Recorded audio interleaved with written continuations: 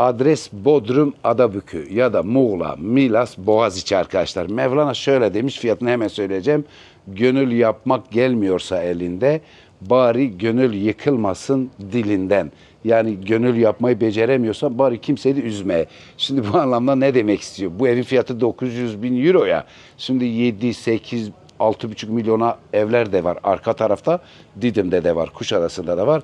Şimdi bu evi görünce kanalımıza abone olun, gönül yapın, dilinizle güzel yorum yapın. Bari hani abone olacaksanız zaten gönül yapacaksınız ki olmasanız da gönül yapacaksınız. Ama 5, 6, 7 milyonluk evleri de görmeden gönül kırmanın yorum yapıp bu neresidir İspanya'da alırım demenin anlamı da yok. O yüzden benim de gönlüm kırılıyor. Diyorum ki ya bu 5-6 milyona da evler var. Bunları niye görmüyorsun da bunu görüyorsun, kızıyorsun değil mi? Orada da pahalı evler yok mu İspanya'da, Amerika'da, İngiltere'de, Fransa'da? Ve fiyat 900 bin euro arkadaşlar. Satılan satıldı. Son 2 tane kaldı. Geçen yıl çekince yine ben çok azarlanmıştım. Burası neresi? Yani gitmişti makama arzuhal için. Bey dedi yutkunda eğdi başını. Bir azar oldu ki oldu o biçim. Şey dedi yutkunda eğdi başını. Açtı ayaklarını, çekti ayaklarını kahveye vardı. Açtı tabakasını, sigara sardı ya. İşte o dönemin böyle azarlayan tipleri gibi ben de bazen böyle kızan arkadaşlar olur, haklılar. O yüzden ben de böyle savunma mekanizmasına geçtim. Kapalı otoparkı da var arkadaşlar. Eşsiz bir deniz manzarası var. Aşağıda da plaj var. Buranın aslında ben ileride merkez bir yer var. Orada da tekneler var, yatlar var, restoranlar var. Var da var yani. Orayı da ayrı bir video çektim ama buna ekleyecektim. Fakat videonun belki şeyini ne yapar, bir şeyini düşürür diye eğer isterseniz o videoyu, kısa videoyu size atarım. Deniz manzarası asla kapanmaz. Bunlarda kapalı garaj da var, açık garaj da var. İşte başka ne diyecektim? Aslında bizim birebir satacağımız ev bu değildir. Bunun havuzu dolu olduğu için, biraz bakımlı olduğu için diğer evde bunun aynısı. Bunun dışını göstereceğiz, diğerinin içini göstereceğiz. Hayvanlar etli olunca göze geliyor ya, insanlar da elbiseyle göze geliyor. Başka bu evlerde işte makyajla, boyayla, havuzun doluluğu, işte yel değirmeni falan. O yüzden öyle göze geliyor. Şimdi ne yapalım? Bu alanları dolaşalım. Ondan sonra diğer evi göstermeye çalışacağız. Yani güzel demiş Mevlana. Eğer iyilik yapabiliyorsan yap. Yapamıyorsan ama dilinle gönül kırma yani. Şimdi dille gönül kırma kardeşim. Yani ben de İngiltere gidiyorum diyor bu ev çok pahalı. Bilmem şurası ucuz, burası öyledir yani. Bizde de ucuz evler var. Onları görelim. Hemen İspanya'da alırım dersen ben de derim yok benim niye kalbimi kırıyorsun? Zaten ben regülatör değilim. Ben başbakan değilim. Ağaca çarpma. Ben kaymakam değilim. Ben de elime bir şey almışım. Bu neydi o kamera almışım. Diyorum abi ev bu satlık diyorum. Kardeşim benim gücüm yetiyor mu? Bu da evin bağı, bostanı, bahçe, gulagulüs olsuna. Burayı da göster. Evet. Şimdi geçen bir videoda daha demiştim. Yani şimdi kral bir şey yapar ya, bir sıkıntılı bir kral olur, ona gider yaverine söylersin. Yani kralın dersin bu böyle yaptı. O der ki o zaten kendisinden korkuyor. Ve evler böyledir arkadaşlar. İşte bahçeyi gösterdik. Şimdi kapalı otopark var. Açık otopark da bu yan tarafta. Evler güzel. Yani ömür uzatır mı, kısaltır mı? Bir şey daha söyleyeyim. Bu konular şeyden daha değerlidir. Dün TikTok'ta biri yazmış bana İstanbul'a. Hanımefendim, beyefendim bilmiyorum. Ev çok güzel demiş. Demiş ki gerçekten hani yani güzel. Ben de yazdım dedim. Valla evler dedim çok zengin insan gördüm. Sıkıntılı fakir gördüm. Çok iyi. Bazı fakirler daha kötü. Bazı zenginler de çekilmez ama bazı zenginler çok değerli. Bazı fakirler de değerli. Dedim ama önemli değil. O da dedi ki evim rutubetli. Yükseklerde gözüm yok. Şimdi sonra telefonu kapattım. Bir düğün vardı. Düğüne gittim. Orada böyle bir yere gittim. Bir çay içtim. Aklıma geldi. Ya bazı yokluklar adamı hasta yapıyor. Rutubetli ev. Adam hasta olur içinde. Akciğeri bir şey kapar. İşte enfeksiyon kapar. Kimi de çok zengin olur ya. Çok aşırı zengin olunca biri diyecek çok konuşuyor. Bunlar konuşulması gereken şeyler. Daha değerli. Kimi de çok zengin oluyor. İşte akşam Gecelere dalıyor. Efendime söyleyeyim özgüven geliyor. Arabası lüks hızlı sürüyor. Kaza yapabiliyor. Akşam gecelere dağılınca ne kadar o asitli içecekler varsa içiyor. O da hasta oluyor. Aslında bak diğeri rütübetten hasta oluyor. O da zenginlikten hasta oluyor değil mi? Gidiyor burnuna bir şey çekiyor. Zengin ya. O da oradan hasta oluyor. O yüzden en doğrusu Allah ne verirse onun kıymetini bilmek lazım. Ben de çok Mevlana, Allah falan deyince birileri de beni hacı ilan edip benden ev almayacak gibi de olabilir. Onlar da takdiridir. Onlar da sağ olsun ama doğrusu o yani. O. Ve arkadaşlar ben onu da biliyorum. Çünkü çok fazla Allah var, Mevlana böyle demiş dedin mi birilerinin de işine gelmiyor. Ve arkadaşlar işte evin dışını gösterdik. Birazdan nereyi göstereceğiz? Birazdan evimizin içini göstereceğiz. Aşağıda kapalı garajı var. İşte ileride de ne var? Plaj var. Yürüyerek gidilir yani. Bakın kaç metredir demeye gerek yok. Bence bu kuş uçuşu 250 metre var değil mi Can? Belki o kadar da yok. 200 metre diyelim. Bu yollarda da inmek zordur ben size söyleyeyim. Ama gülü seven dikenine katlanır. Tepe olmasa bu manzara olmaz. Yani bu da böyle. Hani düz bir yer değildir yani. Bu engelli araç falan gider mi? Sağlam bir araç olsa bu aradaki labirent yollardan gidilir herhalde. Aşağıda da plaj var, restoranlar var, bir şeyler var da var değerli arkadaşlar. Özellikle hava limanı derdi olanlar için havalimanı. Yani dün bir abi beni aradı Almanya'dan. Didim'de evi varmış. Diyor ki uzak diyor havalimanına. Ya valla uzak değil orası. Ona dedim ki böyle bir ev var. Yani biraz da onu ilgilendirsin diye çekiyorum. Çağrıştırsın. Fiyat ben 850 biliyordum. 900 olmuş. 900 bin euro olmuş. O yüzden biraz da o abi için biraz daha aklıma geldi, çağrıştırdı. Çekiyorum. Eğer sizin de ilginizi çekerse havalimanına çok yakındır. Şimdi ne yapalım Can? Can şimdi ne yapalım? Gidelim şey yapalım. Yani evin içini çekelim. Hadi şimdi de evimizin içine giriyoruz ve merhaba evimiz diyoruz. Arkadaşlar 5 odası var. 5 odanın 5'i de ebeveyn banyoludur. 5 odanın 5'i de ebeveyn banyoludur. Kapalı garajı da vardır. Göstereceğiz. Efendime söyleyeyim. Aslında 5 oda, 2 salon, 2 mutfak olarak düşünebilirsiniz. Ben az önce aslında örnek teşkil etsin anlamında evi gösterdim ya. Asıl satılık olan ev budur. Bunun gibi bir tane daha var. Diğerleri hep satıldı. Hatta biz bu evi çekince beyefendi Bodrum'a gitti. Bize dedi ki gidin bir beyefendi size yardımcı olur. Komşular da hemen bize müdahale ettiler. Beyefendi de çok beyefendiydi komşu. Bize dedi ki beyefendi haberi var. Sonra da öyle iyi komşular da edinirsiniz.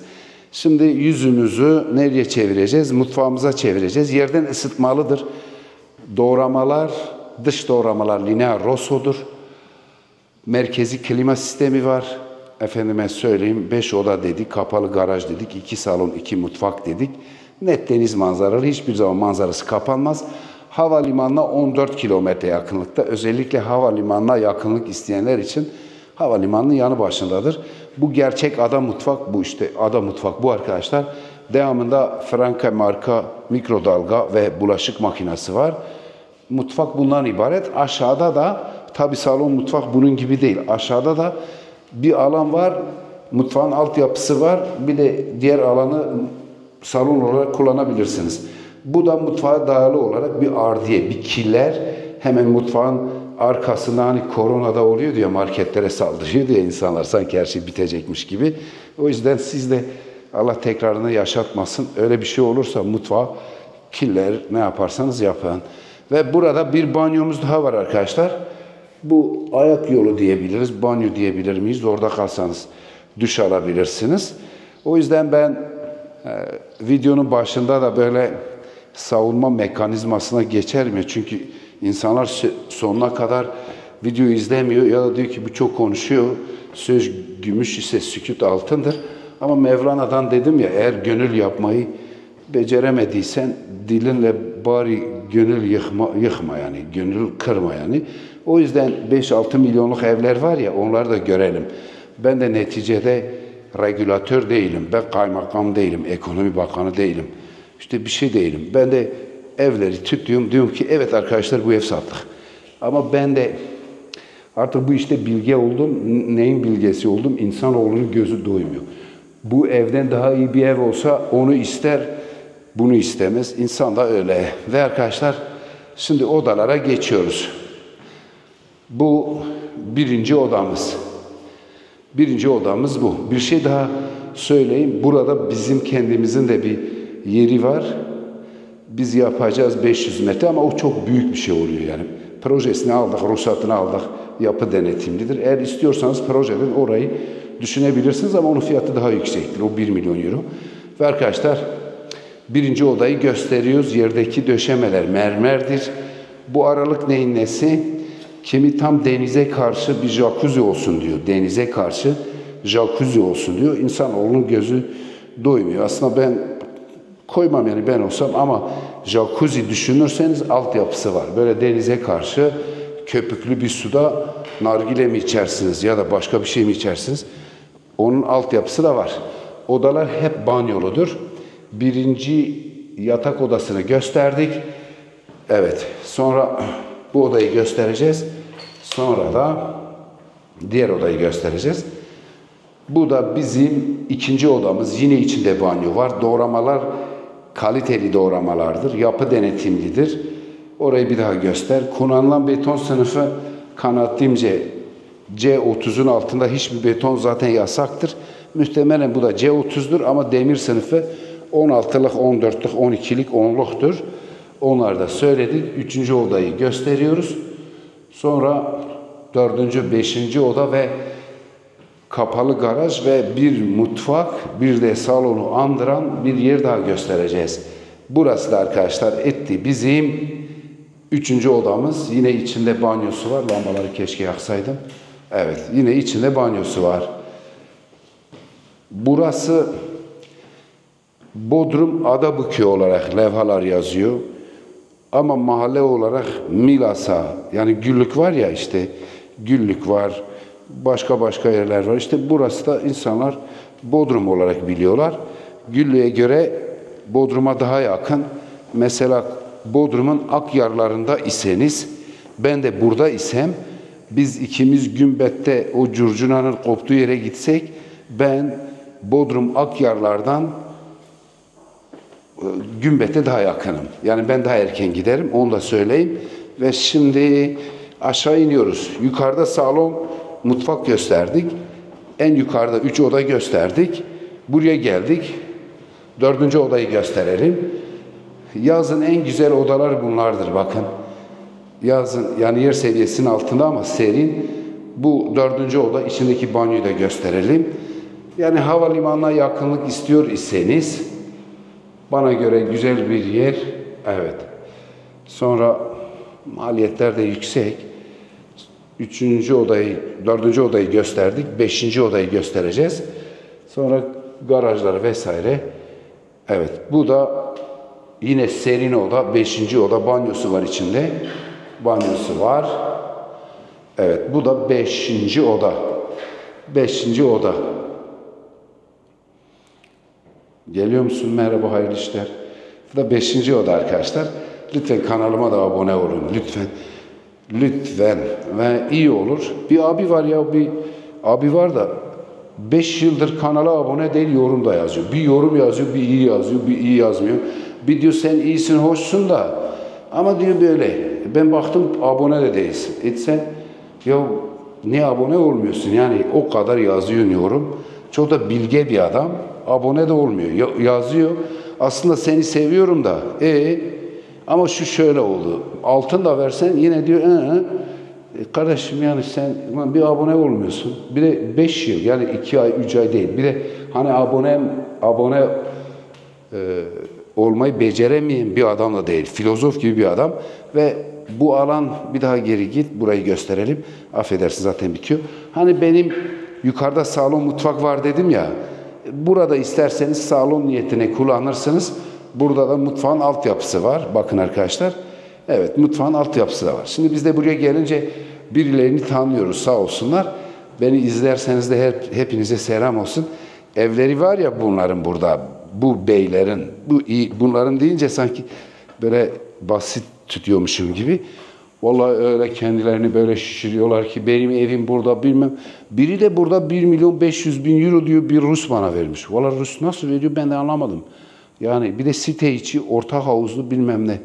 Yani bilmiyorum buralarda da evi olanlar, bu tarzda evi olanlar, evler zaten pahalı, onlar da çok pahalı olmuşlar. Yani uçuyorlar vallahi, Allah uçursun. Durum bu. O abone olmadı, ismini söylemeyeyim. Herhalde valla ne diyor, yarası olan gocunur ya.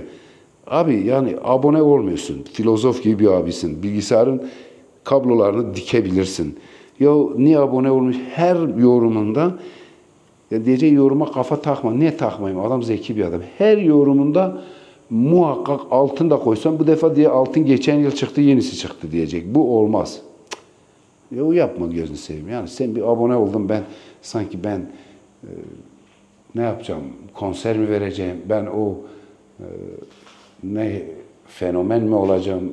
O yüzden ben senin yorumlarını ara ara kaldırıyorum. Kusura bakma sen de. Saygılar, hürmetler, iyi günler.